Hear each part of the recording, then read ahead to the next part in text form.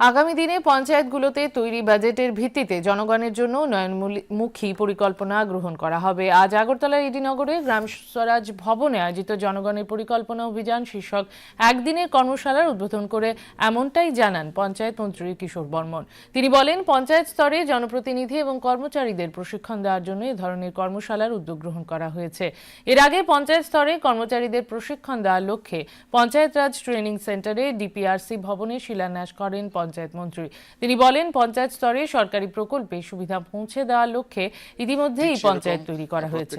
অনুষ্ঠান শুরুতে রাজ্য বিধানসভার অধ্যক্ষ বিশ্ববন্ধু সেনের প্রয়াণে 1 মিনিট নীরবতা পালন করা হয়। অনুষ্ঠানে বিধায়ক প্রমোদ রিয়াং, রাজ্যের 8 জেলার জেলা সভাধিপতি সহ বিভিন্ন পঞ্চায়েতের জনপ্রতিনিধিরা উপস্থিত ছিলেন। আমাদের যে উন্নয়নমূলক গ্রামীণ স্তরের প্ল্যানগুলো থাকবে সেগুলো বাস্তবায়নের ক্ষেত্রে কতটা বাজেটের প্রয়োজন সেটা যাতে আমরা সরকারের সামনে রাখতে পারি, সেই অনুসারে একটা পরিকল্পনা মাফিক যাতে আমরা কাজ করতে পারি এবং যে পরিকল্পনার সঠিক বাস্তবায়ন, যেটা অনেক সময় বাজেটের ঘাটতির কারণে পরিকল্পনা এবং বাজেট দুটোর মধ্যে অসামঞ্জস্য থাকার ফলে আমরা সেটার সঠিক বাস্তবায়ন এর আগে আমরা করতে পারতাম না।